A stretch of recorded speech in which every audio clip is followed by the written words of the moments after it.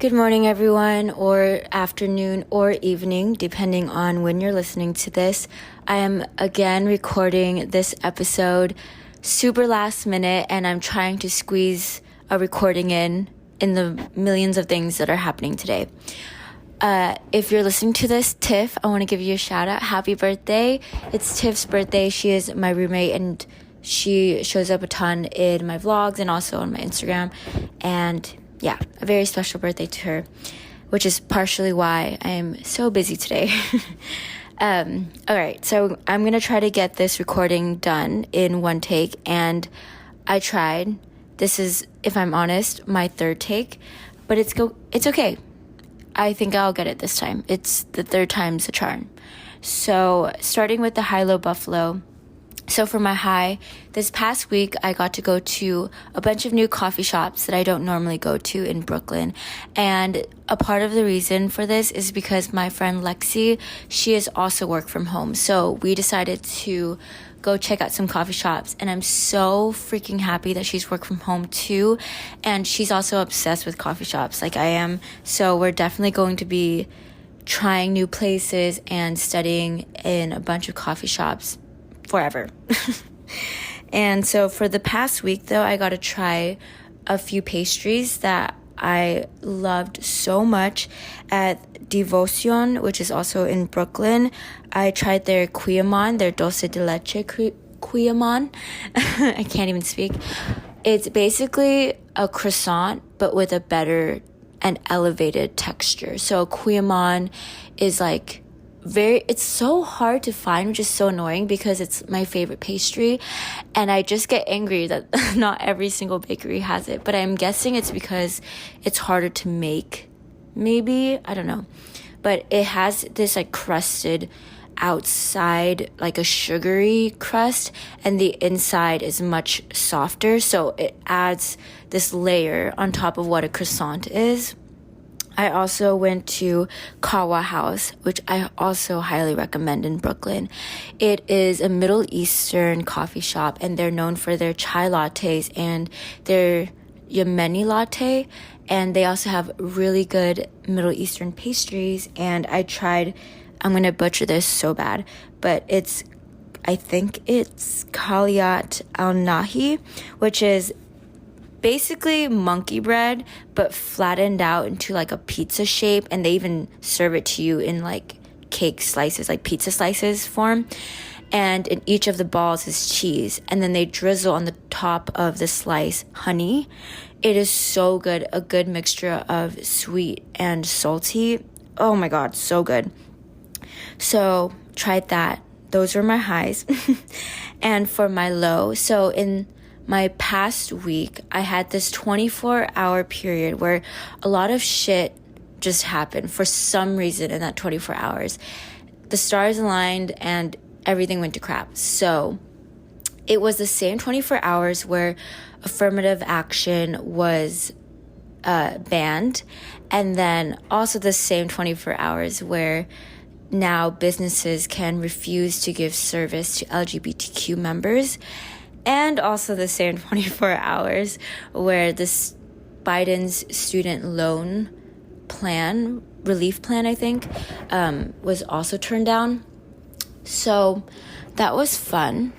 But on top of that, to make it even more fun, my my dad ended up in the hospital because he fell down like a 20-foot flight of stairs. And it's not even just normal house stairs. This was outdoor concrete, like jagged steps. And he said he like fell from the top all the way to the bottom, and he seriously thought he died. And thank God, like when he was screaming for help from the bottom of a freaking mountain, that my like family heard him. So he was fine. And thank God he was fine, because at the hospital, the doctor was like, yeah, you're good. And yeah, he's just so freaking lucky. So I'm happy that nothing serious happened. And then, this is the cherry on the top. My brother also ended up in the ER in the same 24 hours. because he choked on a piece of steak. So there's that. I also posted this on my Instagram that in that 24 hours, lost like half of my YouTube vlog footage. So this was 2 weeks worth of footage, 6 hours worth of editing, and it literally I was losing my mind. Yeah, it was a rough 24 hours. But anyways, I obviously survived, and things happen in life, and you just have to remember that life is an adventure, it's a journey, and there's always going to be really high highs and really low lows, and you just gotta take what you get. Okay, so for my buffalo, a weird thing that happened, I've talked about this person plenty of times in past high-low buffaloes, and it's always in a buffalo. So every time Mikey and I go to the gym, we pass by this doorman. This is for context if you guys don't know.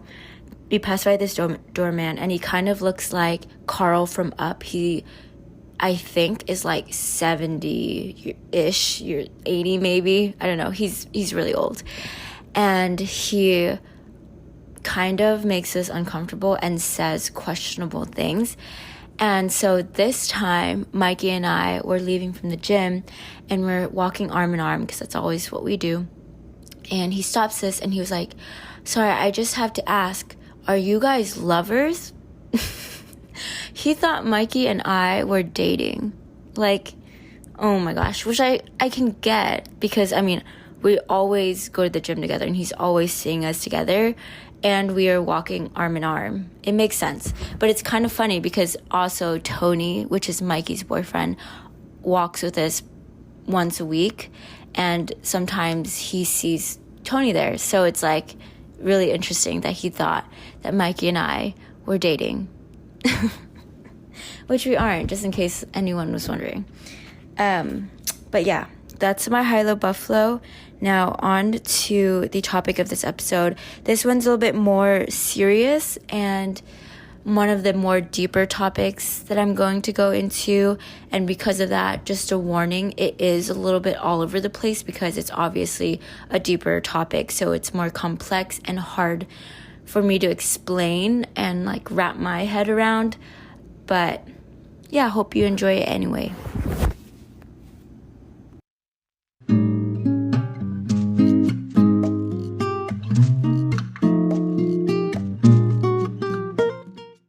Like I mentioned, I'm going to try to get this all in one take, and we'll see how well I do.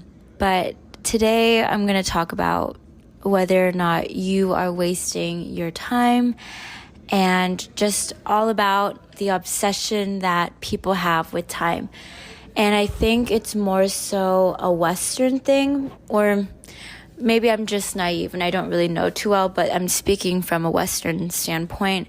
And, you know, everywhere you look, at work, in school, whatever it is, we block everything out by time. We determine whether or not someone's more productive based on how much time that they finish something, how much time they spent on something, whether or not they are doing good work.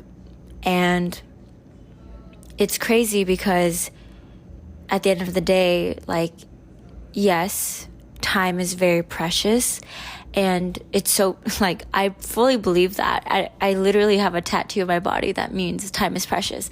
So, like, I fully stand by that, and I understand it, but at the same time, there is a lot more to that, and time isn't the best way of measuring whether or not, you know, somebody's more productive or doing what they're quote unquote supposed to be doing.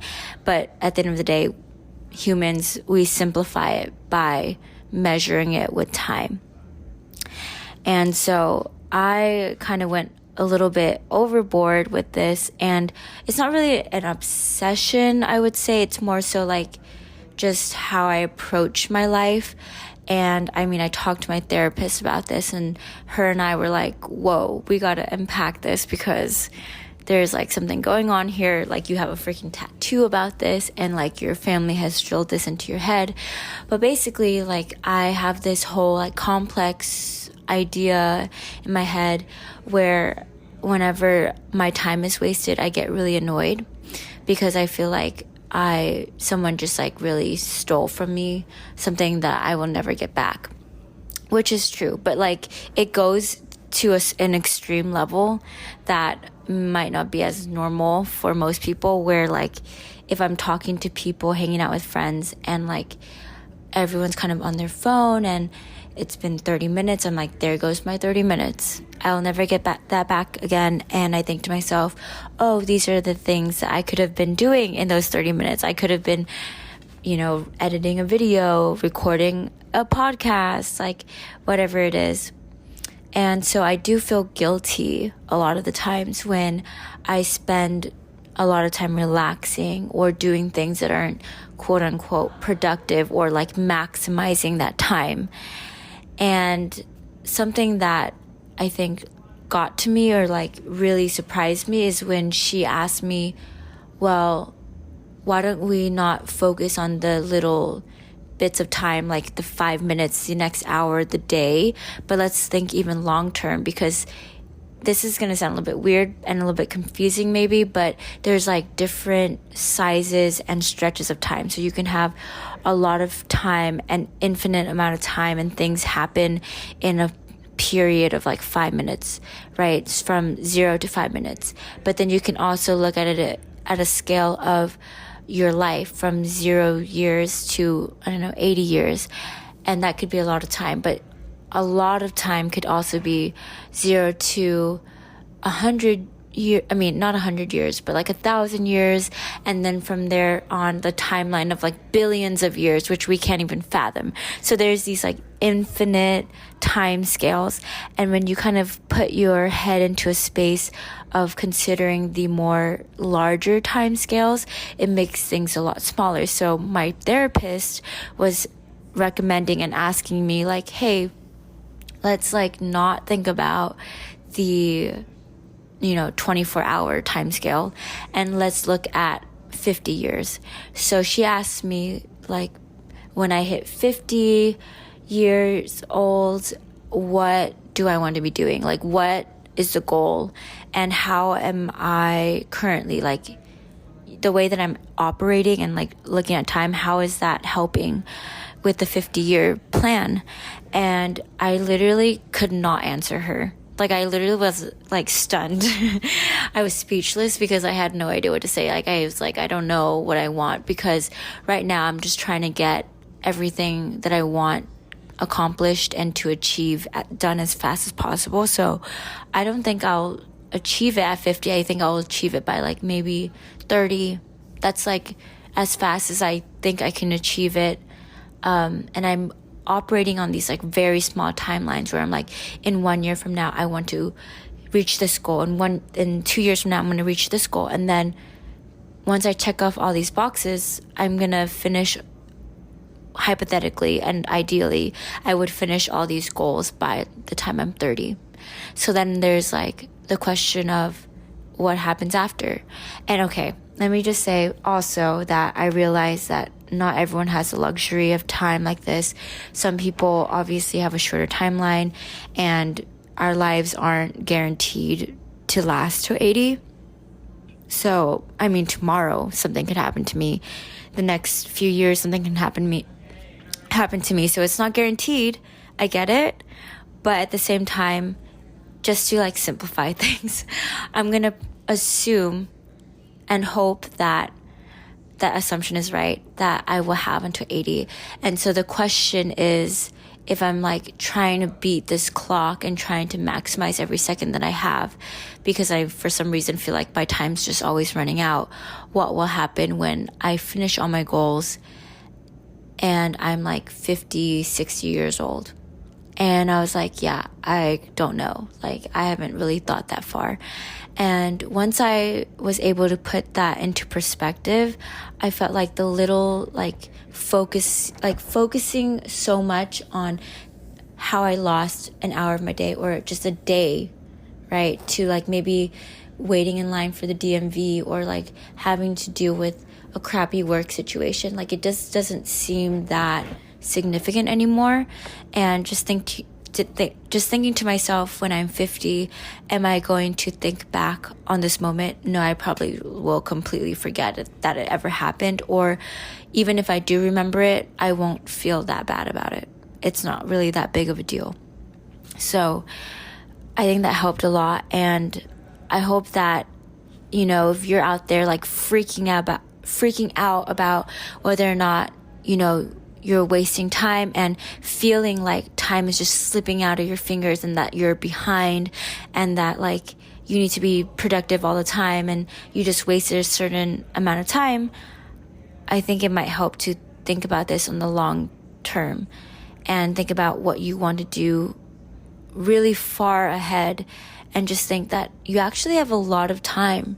If you get that much time, you actually have a lot of time to do whatever you need to do. Like 30 years from now, when I'm 50-ish, like 30 years is a lot.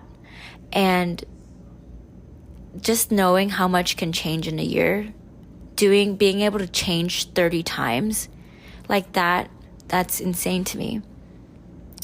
And so I get it, right? And like it's just been hard for me, and like I'm sure a lot of people can relate to this, that it could feel very demoralizing and also like very difficult to grapple with the fact that you're not always working towards what you truly want and what makes you most happy. But like sometimes you're gonna have setbacks and things like that. But at the same time, knowing that you have so much time to like figure it out and fail, like you should allow yourself to approach life in a way where life is a journey and you're going to have ups and downs, and that's just a part of it. You're going to run out of time with certain things and you're going to lose time to stupid things, but you also, in the grand scheme of things, have actually a lot of time to fuck up but still make it in whatever goal and dream that you have. So it's never too late. So it can be very hopeful in that way as well. And I like to see it as, okay, I might have a late start. And something that I'm specifically talking about is when I was younger, never thought about being an artist because it's just always the narrative around it. What I've heard from my family, just what I hear in general is that like it's just so tough and that it takes forever to get there and you need to really work at it and you need to be committed. And now that I realize like how much time I actually have, if I have like 30 years, let's say, if I have until 50 to just dedicate to being an artist and figuring out how to be a hella good one, I feel like I can accomplish it, and I could fail at the same time in between, have these little small failures, but still fail forward and be okay. And it makes me feel like, yes, I might not have started as a prodigy or started drawing and like figuring it out when I was 10 or even taking classes, but I can still figure it out at 22. And maybe if I give up on it and try again at 30, I will still also be okay. So you really do have time to do what you really want, even if you're starting late and even if you never dreamt of doing certain things, and then all of a sudden at like 25 or 30, you become successful and decide that you want to start something new. Like, you got time still. So yeah. And just remember that any major changes or any real good thing, like, doesn't happen overnight. Maybe 1%, like winning the lottery, but like so rare, right? And like, if you want a truly good thing and a major change to happen, it's going to take time. And so you just have to be patient with it. And that's just the nature of just a good thing.